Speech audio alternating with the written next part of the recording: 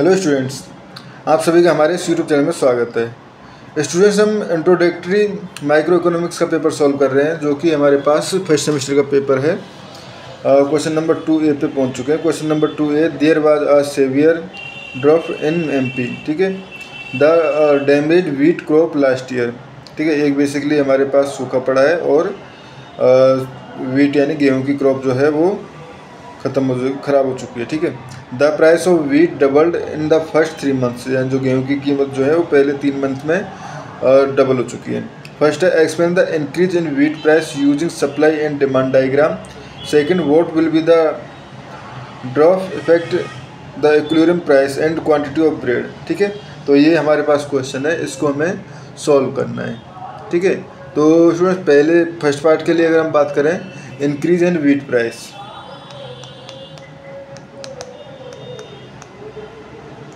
Increase in wheat price. ठीक है, तो इंक्रीज ऑफ वीट प्राइस का बेसिकली सिचुएशन क्या है हमारे पास कि आज severe drop damage the wheat crop in Madhya Pradesh. ठीक है, अब इसका इफेक्ट क्या होगा, इफेक्ट की अगर हम बात करें तो बेसिकली हमारे पास टोटल आउटपुट ऑफ वीट जो आना था वो डिक्रीज हो जाएगा। Total output of wheat will decrease. ठीक है, तो इसका मतलब क्या हो गया हमारे पास, this mean the supply curve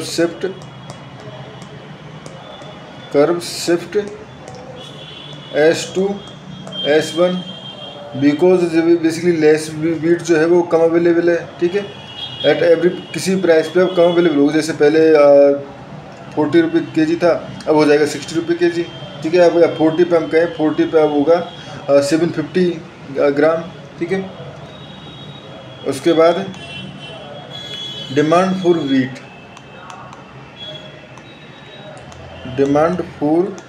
wheat. ठीक है, डेली कंज्यूमशन है वो तो बेसिकली हमारे पास स्टेबिलिटी टाइप में रहेगा ना, कि जितने पहले हो रहा था उतना ही अब होगा। ठीक है, तो ये हम स्टेबल हो जाएगा। ठीक है, और basically when supply fail but demand increase, but demand remain the same. Demand यार सेम ही तो ये, डिमांड रिमेन सेम। ठीक है, तो उस कंडीशन में द इक्विलिब्रियम अकर्स एट, जो इक्विलिब्रियम जो है, the equilibrium occur at higher price. ठीक है, हायर प्राइस यानी कि P1 ग्रेटर देन P0। ठीक है, एंड लोअर क्वांटिटी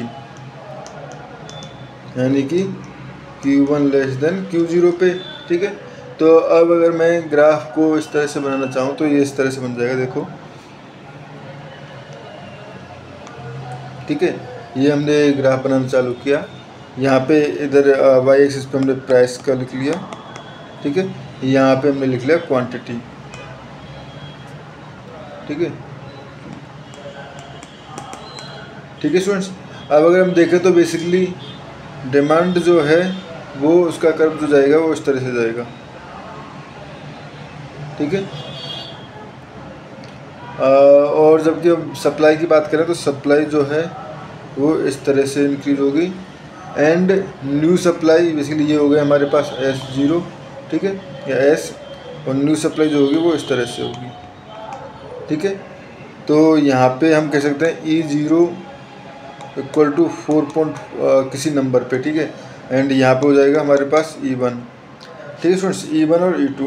अब अगर वही देखें तो बेसिकली हम देखें जो हमारे पास प्राइस है। ठीक है स्टूडेंट्स, जो प्राइस है वो हमारे पास न्यू के लिए हमारे पास इंक्रीज हो चुकी है। ठीक है, तो प्राइस बेसिकली जो यहाँ पे जो पॉइंट आएगा वो। ठीक है, और डिमांड जो है वो बेसिकली डिक्रीज हो चुकी है यहाँ पे, यहाँ पे कह सकते हैं हम। ठीक है, क्वांटिटी जो है वो डिक्रीज हो चुकी है। Quantity decrease, price increase. ठीक है।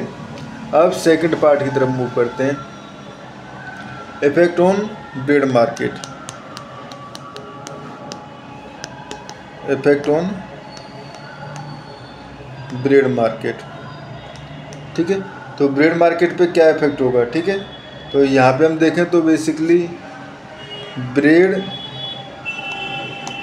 प्रोडक्ट जो है उसकी प्रोडक्शन जो कॉस्ट होगी, production cost will be rise. Students ये रफली मैं आपको बता रहा हूँ, आपको फेयरली अपने तरह से करना है अच्छे से, ठीक है। यहाँ तो मैं सिर्फ समझा रहा हूँ, ठीक है। अगर हमारे पास यहाँ पे प्रोडक्शन कॉस्ट इंक्रीज हो जाएगी तो यहाँ से हमारे पास क्या हो जाएगा,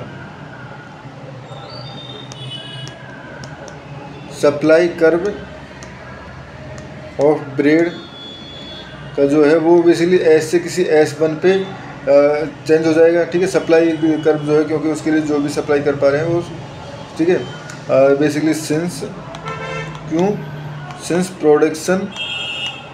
producer can produce less breads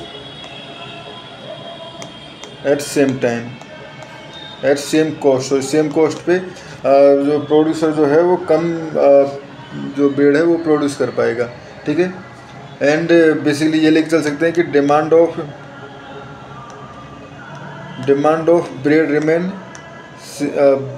bread remain unchanged, ठीक है। बट कॉस्ट जो है बट विद हायर कॉस्ट, क्योंकि अब कॉस्ट जो है वो हाई हो जाएगी, ठीक है। तो यहाँ पे अगर हम निष्कर्ष निकालें, रिजल्ट निकालें तो इक्विलिब्रियम ब्रेड प्राइस जो है वो राइज हो जाएगी, इंक्रीज हो जाएगी। ब्रेड प्राइस राइज यानी कि P1 ग्रेटर देन P, ठीक है, P0 अगर इसको डिनोट करना चाहे। और अगर हम बात करें क्वांटिटी में तो क्वांटिटी जो है वो फेल हो जाएगी यानी कम हो जाएगी, ठीक है।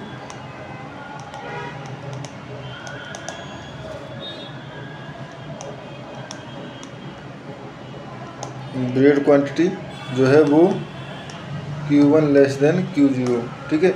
अब इसका अगर हम डायग्राम बनाना चाहें तो डायग्राम इस तरह से बन सकता है। देखो ये हमारे पास हो गए, यहाँ पे क्वांटिटी ऑफ ब्रेड, ठीक है, और यहाँ पे हो जाएगा प्राइस ऑफ ब्रेड, ठीक है। अब स्टूडेंट्स देखो, जब हमारे पास ब्रेड की जो क्वांटिटी अगर जैसे कम हो जाएगी, क्योंकि अब क्वांटिटी कम हो गई है तो उस कंडीशन में प्राइस जो है वो इंक्रीज हो जाएगी, ठीक है। तो ये हम यहाँ से डिमांड जो है ग्राफ वो इस तरह से बनेगा प्राइस के साथ, ठीक है।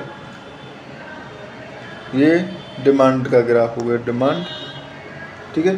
उसके बाद सप्लाई का अगर हम बनाने करें तो देखो सप्लाई का जो ग्राफ है वो इस तरह से किसी इंक्रीजिंग ऑर्डर में बनेगा, ठीक है। सप्लाई का जो ग्राफ है वो हमेशा इंक्रीजिंग ऑर्डर में बनेगा। और अब न्यू सप्लाई जो होगी वो भी किसी इस तरह से, ठीक है। जो पहले ग्राफ था इसी तरह से है हमारे पास। तो यहाँ पे अगर देखें तो ये हो गया हमारे पास E1 और ये हो गया E0, यानी ये प्रीवियस वाला था, ये प्रीवियस है, ये न्यू है। अब देखो न्यू में प्राइस ऑब्वियसली इंक्रीज हो गई, पहले प्राइस कम थी और अब यहाँ पे देखो यहाँ पे इंक्रीज ब्रेड की प्राइस जो है सॉरी कॉस्ट जो है वो डिक्रीज हो गई, प्राइस इंक्रीज हो गई। और यहाँ पे इसके अकॉर्डिंग पहले कम प्राइस में ज़्यादा क्वांटिटी मिल रही थी, ठीक है।